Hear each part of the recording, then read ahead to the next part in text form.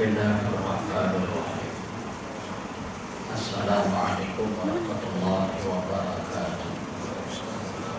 Alhamdulillah.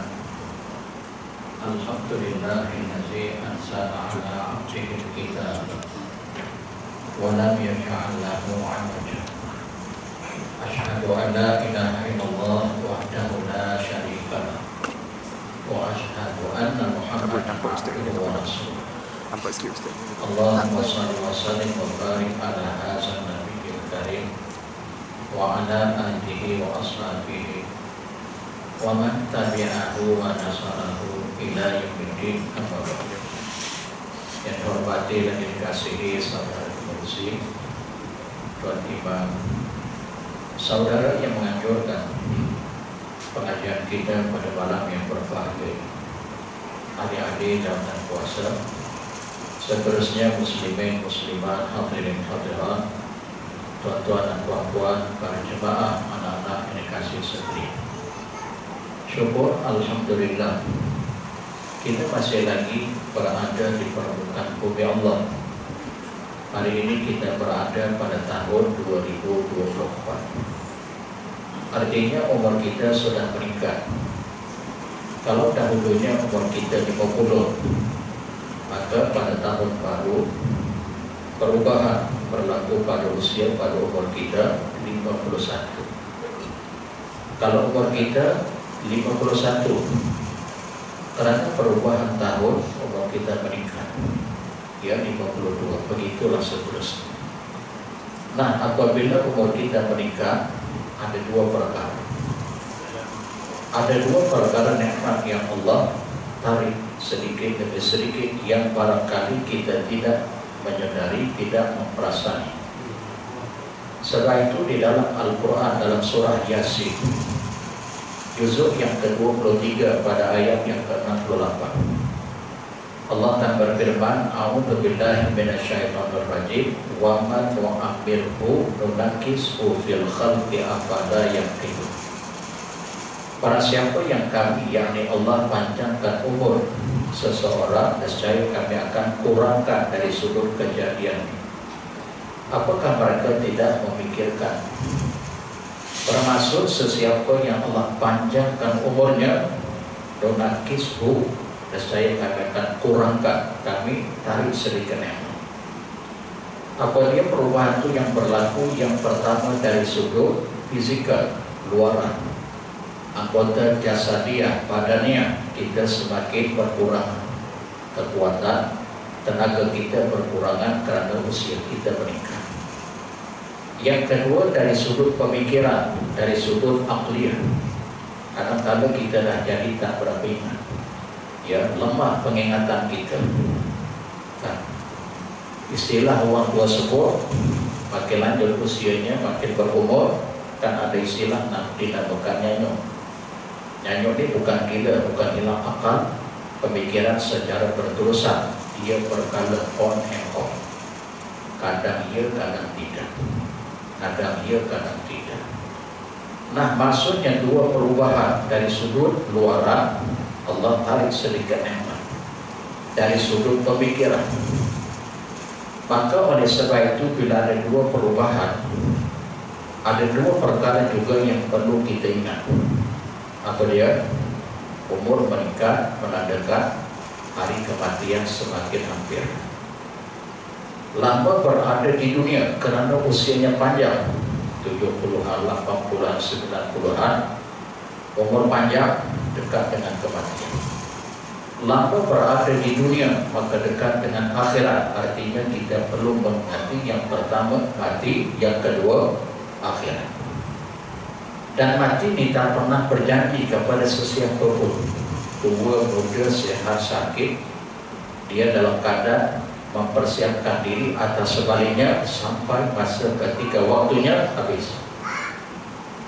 Sebab itu dalam surah Al-Baqarah juzuk yang kedua ayat 197, di pertengahan ayat, walaupun ayat itu berkaitan dengan haji, ya, berkaitan dengan ibadah haji, penyempurna kepada Islam, rukun Islam yang kelima. Imam dan khatib, ada ketiganya di imam, kemudian dia khatib pada hari Jumat. Ada ketiganya dia hanya khatib sahaja. Ketika dia berkhutbah, si khatib itu dia akan baca ayat Quran.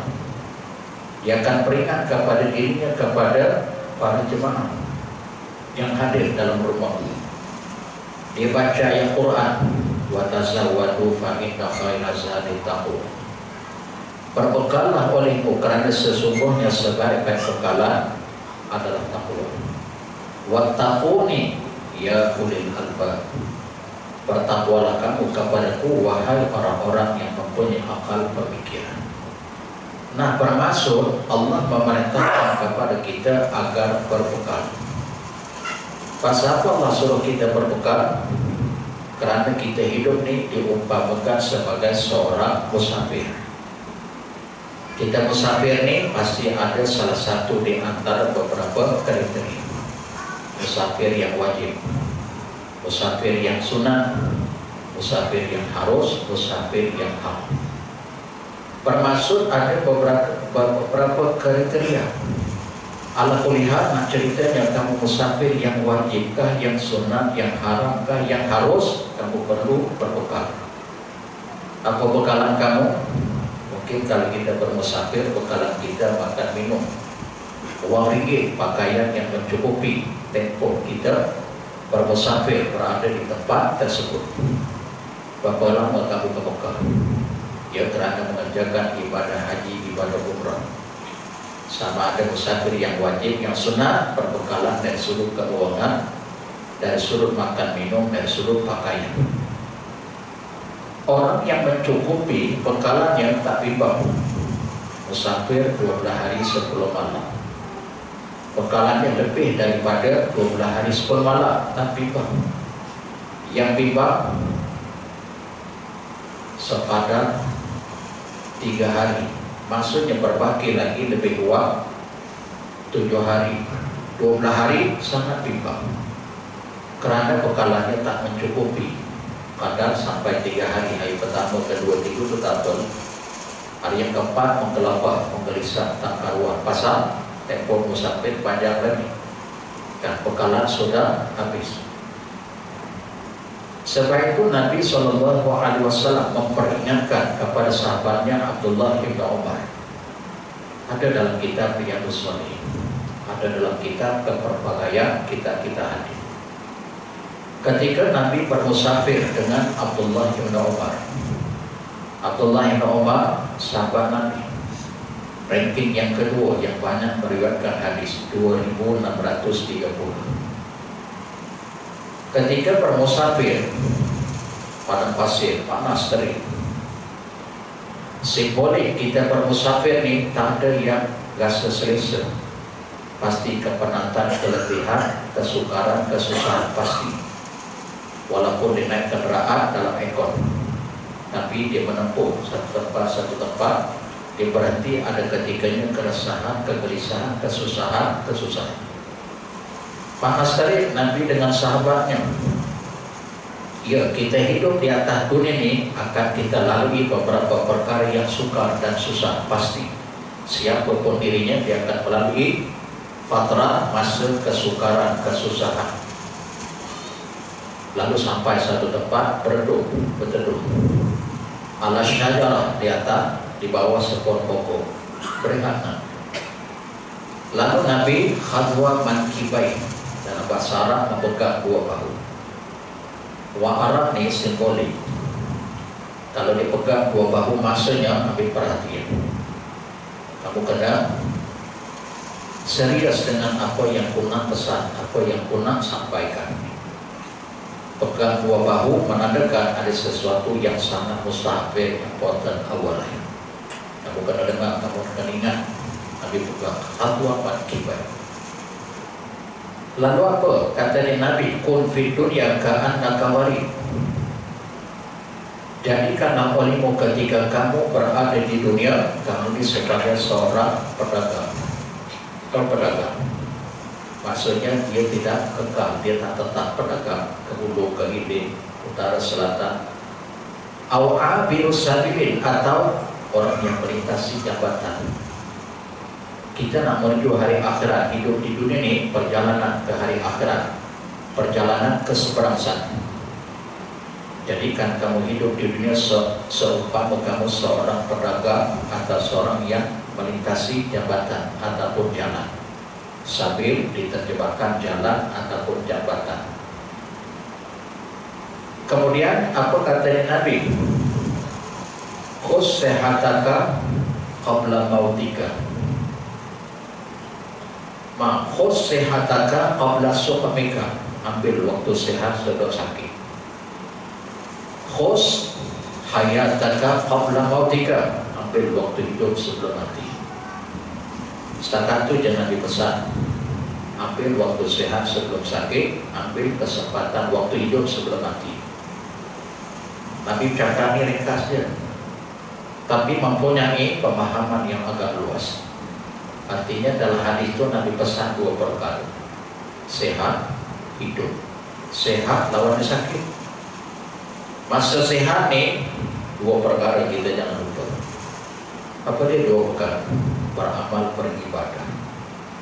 Dalam bab beramal beribadah itu dia ada dua: amar ma'ruf, kebaikan-kebaikan, nahi mungkar, kemungkaran, tinggalkan, jauhkan. Diri kamu buat amar ma'ruf, kamu perintah ke orang lain. Buat juga kebaikan, sama macam kamu buat baik. Kalau kamu nak dapat redha Allah, kamu nak masuk syurga Allah, kamu juga perlu berusaha berikhtiar kepada orang lain supaya orang lain juga dapat redha Allah, dapat masuk syurga bersama dengan kamu. Lalu bagaimana tata cara kaifiatnya? Semua baik. Terutama ku anfusakum wa ahlikum nar. Diri kamu pelihara daripada azab neraka Allah, demikian juga ahli keluarga kamu yang terdekat.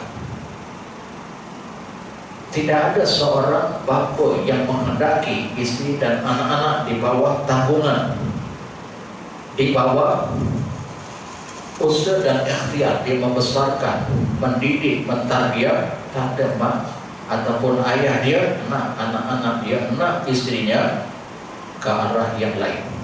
Ayah nak ke syurga, pasti dia juga nak istri dan anak-anaknya ke syurga. Dan perintah Allah dunia akhirat, demikian juga istri dan anak-anaknya. Nah, selain itu dua perkara tadi, bila sehat, amal ibadah, amal soleh kita dengan Allah, dengan sesama makhluk.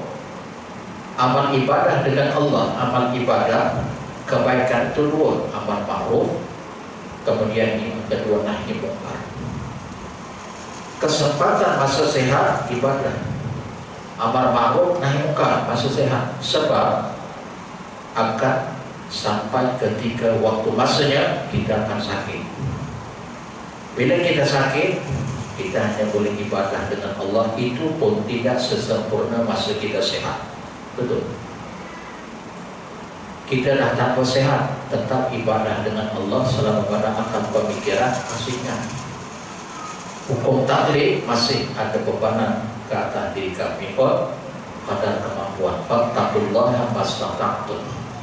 Bertakwalah kamu kepada Allah mengikut kadar kemampuan. La yukallifullahu nafsan illa wus'aha. Surah Al-Baqarah, juzuk yang ketiga, ayat 286. Allah tidak membebani, memberati seseorang melainkan kadar kemampuannya. Tapi bila kita dah begitu dengan Allah, langsung kita boleh beribadah walaupun tak sesempurna semasa kita sehat. Tapi dengan masyarakat dah tak boleh. Diri kita sendiri sahaja pun tak begitu sempurna ibadah, tapi masih dituntut mengikut kadar kemampuan. Tapi dengan masyarakat dah tak boleh. Sebab itu tadi Nabi sebut Nabi perintah khudh. Kalimah khudh itu fi'lul amar, ambil boleh. Sehataka qabla suqmika, masa sehat sebelum sakit. Kita kan ngajin ke masjid, ke surau, menengah kuliah.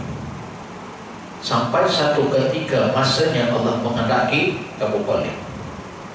Boleh tak kita nak ke masjid, boleh nak ke surau, boleh tak menuntut ilmu seperti mana kita sehat, yang banyak tak boleh.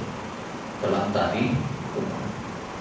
Tetapi keadilan Allah Kemurahan Allah Nabi sebut dalam hadis.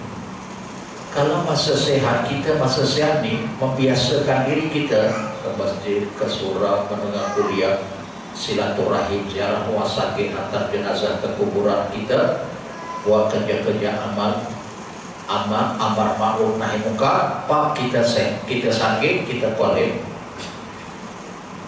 Kebiasaannya begitu masa dia sehat, tapi masa dia sakit, karena disebut dalam hadis, Allah tetap mengganjari kelebihan pahala kepada macam dia menghadiri dirinya dalam baca ilmu masa dia sehat.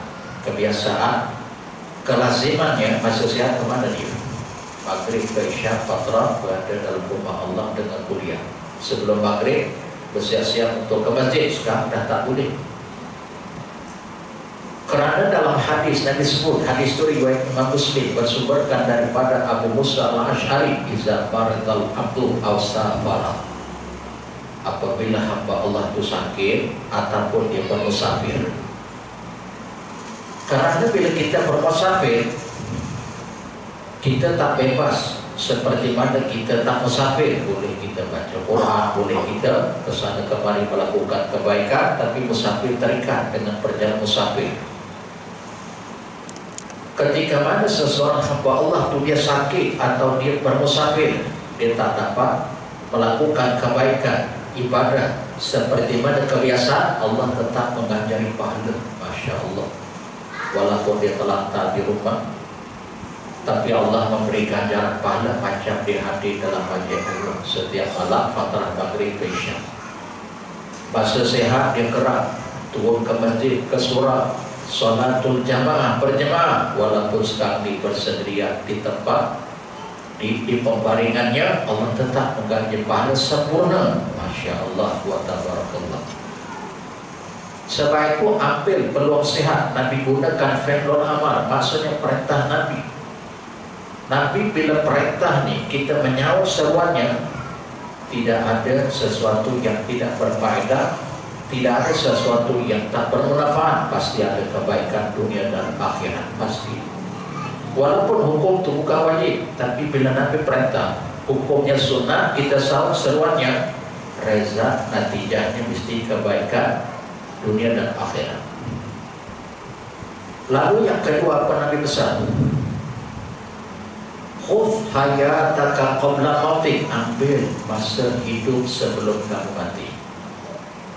Kita hidup ni, kita boleh menambah, boleh mengurang. Apa yang menambah, apa yang mengurang? Berbini dua sah, berbini tiga, tambah. Kadang-kadang kita makan dengan isteri kita, selalu makan, mesti menambah. Saja seluruh dengan isi rupanya bab ni, ibu-ibu tak boleh seluruh. Tak ada seluruh. Selalu 2 pinggan, 3 pinggan pasti. Hari itu sepinggan, habis sepinggan senyap so. Pak, biasa bang ni menambah, ni kenapa pula stop? Alhamdulillah. Betul yang ya tambah ya. Lain pemahaman sistem ni. Bang, saya suruh tambah nasi, bukan tambah yang tu bang. Awak yang sebut tambahkan, saya tak disebut.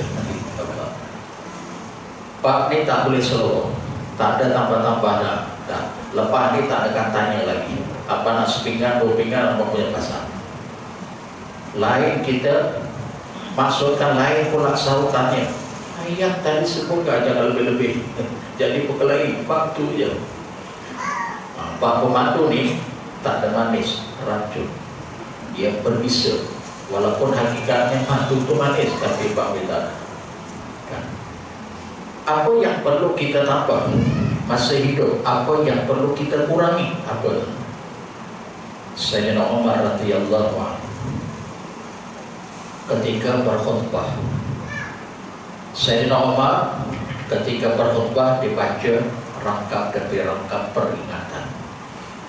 Rangkap yang pertama dibaca apa? Hasibu anfusakum qabla an tuhasabu. Rangkap yang pertama, hisablah diri kamu sebelum kamu dihisab di hadapan Allah. Kemudian rangkap yang kedua dibaca apa lagi? Wazinuha qabla an tuzanu. Timbang walimu di neraca pengadilan Allah sebelum kamu ditimbang betul-betul besok di hari akhirat. Pertama, muhasabah. Kedua, kita menimbang. Langsung yang ketiga, kata Sayyidina Umar, wa tahayya'u lil ardil akbar. Bersiap sedialah kamu sekalian, pada suatu hari kamu akan berhadapan dengan Allah. Masa itu semua akan didedahkan, dibentangkan kebaikan keburukan kamu. Siap sedia. Lalu Sayyidina Umar baca firman Allah Ta'ala dalam surah Qaf juzuk yang ke-26 pada ayat yang ke-18. Paham ya? Bukan surah Qaf, ada Quran. Sebentar ya, saya berjalan.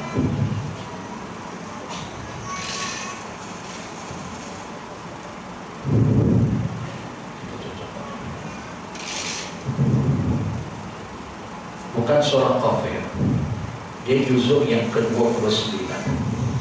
Surah apa ya? Sebentar. Bawa kita sebut Fatul Siyah tadi. Bukanlah tua sangat, betul dah kuat. Juzuk yang ke-29, juznya saya ingat. Sebentar ya, kita lihat. Ada yang ingat? Kira iklan ya, kalau ada yang nak buang air cepat, tapi jangan lama-lama melepas, dan lama-lama melepas sebenarnya.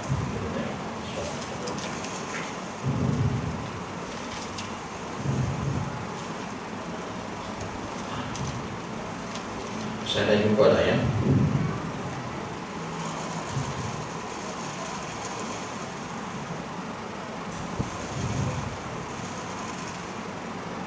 Surah Al-Haqqah juzuk yang ke-29 ayat 18.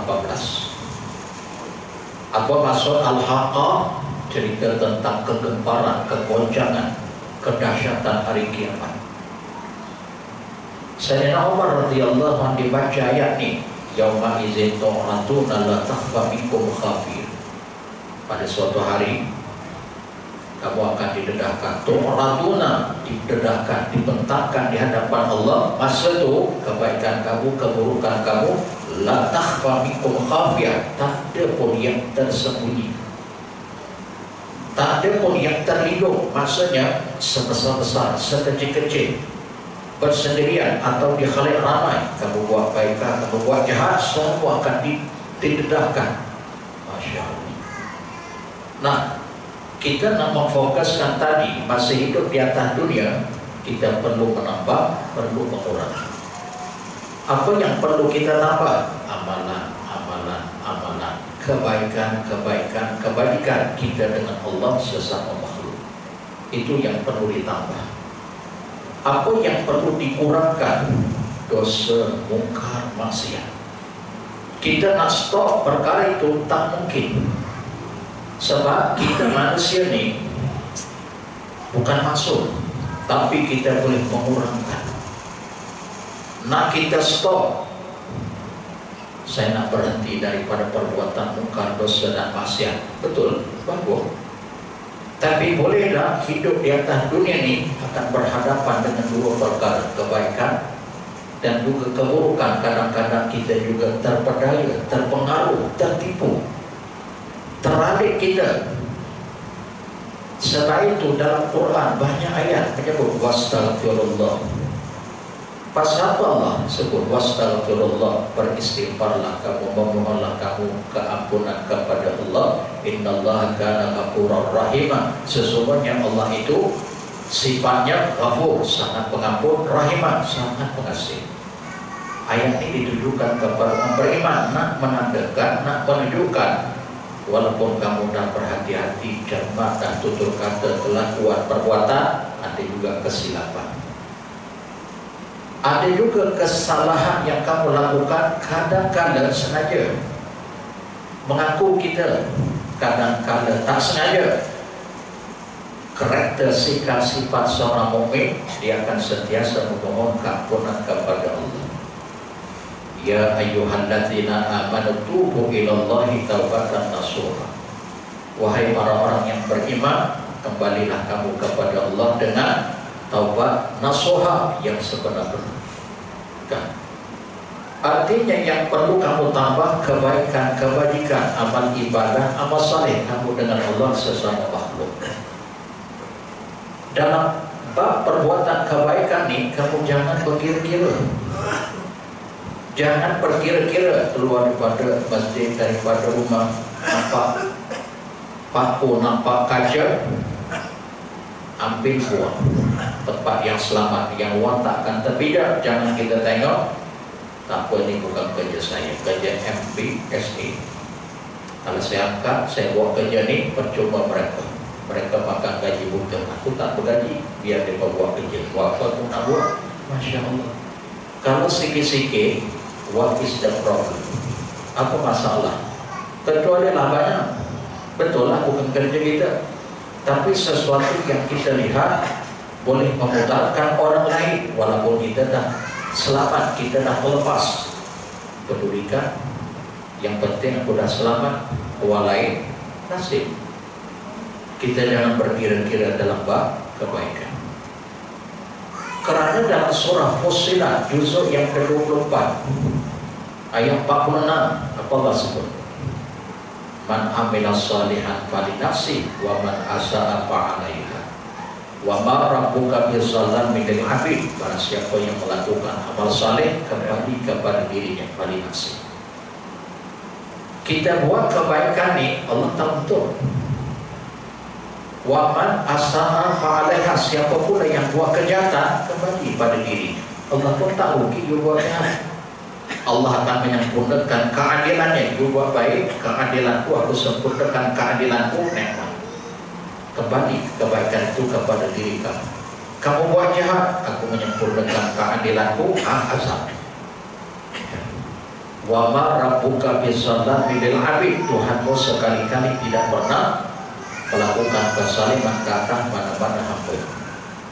Nah, artinya masa hidup di dunia ini kita boleh menambah kebaikan, kebajikan, ibadah dengan Allah, dengan manusia, dengan makhluk Allah yang lain. Apa yang perlu dikurangi? Dosa dengan Allah, dosa dengan sesama makhluk. Tahun baru mesti ada azan semangat baru. Jangan mereka awalnya, permulaan dia ada hasam, ada semangat, tapi di pertengahan kelau. Kadang-kadang kita orang beragama ni, kadang-kadang kita juga terlupa. Pendai pendakwah kadang-kadang juga dia terlupa. Apa yang dia terlupa? Bila dia berdakwah, bila dia bercakap, berkuliah, dia kena hati-hati dan jangan sembarangan. Begitu juga dari sudut kelakuan perbuatan, orang-orang politik juga kena cermat. Kadang-kadang dalam bab ini terlupa. Ya, agama tak mengajar begitu. Kamu berceramah, kamu berkuliah, tempat kamu berceramah, berkuliah di mana? Di masjid, di surau. Ada saya perhatikan, ada beberapa pendai kita, dia ceramah di masjid, di surau, tempat yang paling baik di permukaan bumi Allah. Ahabbul bilad ilallahi masajiduha wa abghadul bilad ilallahi aswaquha. Hadis riwayat Imam Muslim, bersumberkan daripada Abu Hurairah radhiyallahu anhu. Tempat yang paling disukai, dikasihi, disayangi oleh Allah di permukaan buminya, di mana tempat itu ada masjid. Allah suka tempat. Tempat yang paling dibenci oleh Allah, yang Allah tak suka, di permukaan buminya, di tempat itu ada pasar. Bukan bermaksud pula, oh kalau begitu tempat yang Allah tak suka, Allah benci, tak bolehlah pergi pasar malam, pasar pagi, pasar karat, pasar raya. Bukan begitu. You ada keperluan belikan sayur, beli pakaian, silakan. Selesai keperluan balik. Kalau you nak lama-lama duduk di masjid, iktikaf, baca Quran, zikir, muhasabah diri, ada. Nah, kembali pada pendai ini ceramah di masjid, tapi bahasa kasar, kesat, pakai hamun, cerjakan, mengatur. Tak pernah rasa berdosa, tak pernah rasa bersalah. Mu bodoh, mu jahil, mu sesat. Astagfirullah. Ada pula penceramah tu isyarat jari, isyarat jari. Di negara-negara barat, di negara-negara Eropa, isyarat jari tengah ni menandakan ucap. Dia lupa dia seorang pendai, tempat dia ceramah di tempat yang paling baik di masjid. Mengapa begitu? Ahli-ahli politik, walaupun dia mendakwa saya Islam, saya memperjuangkan agama Allah, tapi mulut, Masya Allah, menghina, mencerca, mengumpat, mengkondem, memperlengking, memfitnah. Masya Allah wa tabarakallah. Kita lihat setelah itu Sultan Selangor kan ada lukisan dalam Palembang Suku Peru Boni yang manusia speakernya. Tahu bahasa apa maksudnya? Speakernya yang manusia speaker yang mempromosikan masyarakat. Yang lain tu pihak I, pihak B, pihak gajah, pembangkang, semuanya monyet kerut dibuat lakaran lukisan. Pasal haru biru. Allahu Akbar. Kita boleh berbeza pandangan dan pendapat, boleh berlainan idea, tapi kita jaga bangsa kita dan jaga agama kita. Tak apalah, kita kan sebangsa walaupun kamu berlainan kumpulan, berlainan parti, tapi kita tetap dalam bumi kita jaga akhlak, jaga kepribadian. Kerana dalam hadis Nabi sebut, hadis ini riwayat Imam At-Tirmizi, bersumberkan daripada Abdullah bin Mas'ud radhiyallahu anhu. Laisal mu'min bil ta'am wala la'an wala fahish wala badhi. Bukanlah sikap seorang mukmin yang pertama dia suka mentahmah. Tahmah ini maksudnya kata-kata kasar, cercaan, makian, kata-kata kesat. Wala la'an, bukan juga seorang yang suka melaknat. Wala fahish, mengeluarkan perkataan yang tak baik. Wala bazi, menunjukkan sikap kepribadian yang tak berakhlak mulia. Poin lima bukan begitu. Dalam hadis yang lain riwayat Muslim juga ada dalam kitab Riyadhus Shalihin. Al-Muslim man saliman muslimuna min lisani wa yadi wal muhajiru man hajara Allahu anhu. Seorang muslim adalah orang yang mensejahterakan orang-orang Islam yang lain daripada perkataannya, daripada tangannya, yakni perbuatan. Maksudnya dia cakap seakidah, seagama dengan dia, merasa aman, dia mensejahterakan bila bercakap. Orang tak pernah terasa hati, orang tak tersinggung dengan perkataannya, sekalipun dia melakukan kesalahan dan kesilapan, ditegur dengan cara berhikmah, dengan cara yang beradab. Begitu juga wayadi, dari sudut kelakuan perbuatan sangat berakhlak. Dan orang yang berhijrah itu adalah orang yang meninggalkan sesuatu yang ditegak oleh Allah. Tuan-tuan, ibu-ibu yang dirahmati Allah, saya nak cerita dua isu. Kita dah ada di penghujung. Tentu di awal tadi ada dua perkara. Saya mengajar yang berada tempat. Orang tanya saya dua perkara. Isu sensasi. Pertama, agak-agak tuan-tuan boleh mengangkat. Apa soalan? Ustaz tanya serius. Pemuda Ashabul Kahfi Islam ke Kristen, Kristen ke Islam. Itu soalan. Saya dah jawab banyak tempat. Saya kata, kalau saya jawab, kamu nak ikut tak? InsyaAllah Ustaz. Kenapa tak tanya mufti-mufti? Negara kita ada 14 orang mufti, 14 mufti. Mereka lebih berautoriti. Tak apalah, mufti-mufti juga, ustaz-ustaz juga. Saya kata sebelum saya jawab, bebaskan pemikiran kita daripada pahaman mana-mana politik. Saya bukan membela ini, bukan saya menyalahkan yang. Kita bebaskan dulu. Kita bercakap bahwa agama ini kena benar, jujur dan aman. Itu dulu. Yang kedua, apa isunya? bahwa ini kan dibayarkan seorang apa Allah Pak Imam di balik papan dia terguling, dia meninggal ketika sujud. Apa yang tanya ke saya yang angkat link video yang tanya persoalan dalam WhatsApp, semua saya dah jawab.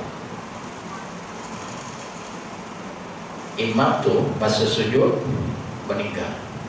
Masa sujud tuh yang pertama soalannya makmum di belakang tuh mungkin dia pun rasa tak sedar dia pun kena dengan imam ni lama sangat sujud. Ada yang tak kena ke ada something wrong. Dia pun angkat kepala, angkat dia tengok masih sujud, dia sujud balik. Betul. Persoalannya batal atau tidak, boleh atau tidak sujud, dia tengok sujud balik. Perbuatan itu batal atau tidak, boleh atau tidak. Soalan yang kedua, meninggal. Jadi yang belakang tu bangun, take over. Dia bangun tu diganti imam. Cara dia mengganti tu, cara dia berjalan macam lengkap kampung. Tahu lengkap kampung? Kan jamaah yang saya lakukan. Kan dia berjalan, dibangun. Allahu Akbar, lengkap kampung. Maksudnya banyak alat pergerakan, betul. Boleh atau tidak, batal atau tidak. Dan dah yang jawab soalannya. Kita kuliah kita ada pengajian fiqh. Nanti tanyakan sampai ada dua soalan tadi. Angkat kepala, sujud balik. Boleh atau tidak, batal tidak. Dan imam menggantikan, makmum menggantikan imam. Cara menggantikan itu boleh atau tidak, batal atau tidak. Cara yang begitu. Paham soalnya? Nanti tanyakan dulu ya sebelum saya jawab. Saya jawab bulan depan. Boleh? Dah pasti Ustaz. Jawab ya, jelaskan. Dengar baik-baik. Pagi tadi saya mau kuliah subuh dekat setapak Masjid Ibn Abbas di Danau Kota. Saya dah jawab isu. Ini belum lagi, itu di sana Ustaz. Oke, saya rekat jawab yang ini. Nanti kalau berlaku di lain tempat kita dah ada. Dalam kitab Mu'nil Muhtaj, kitab ini kitab Imam Syafi'i, mazhab Syafi'iyah. Seorang makmum dengan baik-baik, seorang makmum tidak boleh mendahului perbuatan imam. Bagaimana kalau sama perbuatan imam hukumnya makruh? Batal dan tidak. Kalau sama dengan imam hukumnya makruh, tak batal. Kalau menurut imam dengan sengaja hukumnya batal salat. Kerana kamu makmum, kamu mesti kemudian daripada imam. Okey. Bagaimana pula hukumnya kalau makmum tu dia tak perasan, dia tak melihat, dia tak mendengar. Contoh macam ibu ada takbir. Allahu Akbar. Allahu Akbar. Dia tak perasan imam ni rukuk ke sujud. Kalau sami Allah man hamidah, perasanlah ini saya tidak. Katalah makmum tu dia tak tahu, dia tak melihat, dia menerima perbuatan imam batal tak? Jawapannya tak batal. Tetapi jangan dia mengulangi perbuatan yang telah dilakukan tadi. Contohnya dalam bab tadi dia angkat, dia mengangkat itu dia nak tahu kenapa lah imam dia lambat sangat. Mungkin ada sesuatu yang berlaku pada imam, diangkat, dia tak boleh mengulangi sujud, batal solat dalam mazhab Syafi'i. Nah, bagaimana dia boleh yang tak batal, yang jadi tak batal, diangkat, ditengok imam tu masih sujud, dia kena berhenti, dia jangan sujud, berhenti sahaja. Ya, ditunggu sahaja. Batal tak? Jawapannya tak batal. Dalam keadaan dia tidak mengetahui, tidak sengaja, tak melihat, tapi dia tak boleh kembali. Okey, selesai. Soalan yang kedua tadi, bagaimana dia nak take over, gantikan imam yang telah meninggal ketika sujud. Cara penggantian itu jumhur ulama, tuan-tuan ibu-ibu boleh merujuk dalam kitab Al-Fiqh wal Islami wa Adillah karangan almarhum Dr. Wahab Az-Zuhairi. Jumhur ulama Hanafi, Malik, Syafi'i dan Hambali berpandangan, berpendapat pergerakan yang banyak secara urut membatalkan salat. Amdan atau sahwan, sama ada sengaja ataupun tak sengaja. Artinya dalam bab ni yang tak batal begini. Katalah dia dah bangun, Imam dah jatuh, dia bangun. Ini dia bangun, dia kena berhenti dulu. Ke depan, berhenti. Ke depan, berhenti. Berhenti. Kalau imam sini, dadanya jangan beralih ke kanan ke kiri. Bila dah sampai tempat imam, baru dia kuat. Katalah ke sujud tadi kan, imam di sini dah jatuh. Allahu Akbar. Tadi kan sujud kan? Nah, dia dah angkat kepala.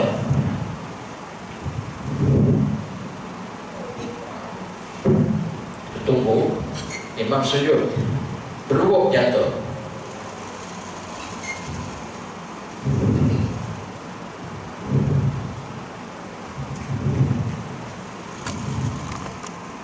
Dia kena step by step. Lepas duduk, pasal imam kan jatuh. Pasal tadi dah bangun, betul, dia jangan sujud. Allahu Akbar, yang good. Okay. Sebahagian makmum, sebahagian perlu menghentikan solat, bantu yang jatuh. Ya, yang berhenti itu secara emergency, batal solat batal.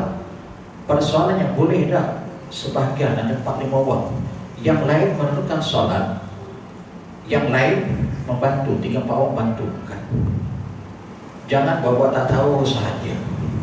Boleh dah dalam keadaan demikian dia membatalkan solat kerana bantu, jawapannya boleh kerana ada sebab. 3-4 orang kan, yang lain meneruskan solat. Mungkin ada doktor kapal buat apa namanya, PCR dia. Apa namanya? Pembantuan pernapasan itu atau telefon, ya, ambulan untuk membantu. Tak apalah, dah selesai, sembahyang sekali. Yang mana membatalkan solat, batallah solat.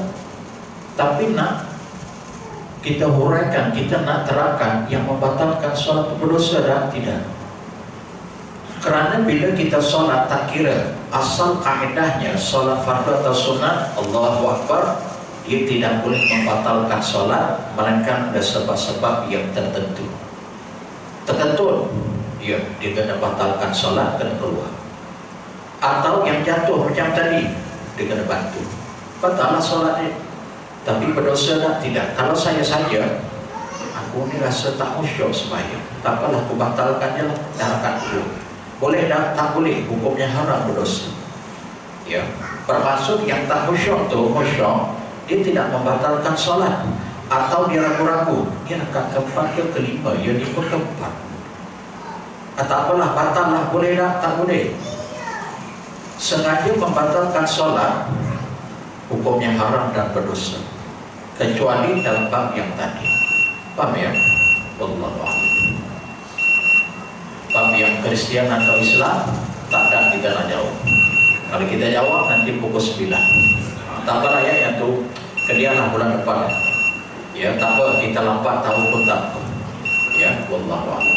Tak apa ya, insyaAllah kita sambung kuliah kita di masa yang akan datang. Aqul qawli hadza wa astaghfirullah wa billahi taufiq wal hidayah. Assalamualaikum warahmatullahi wabarakatuh.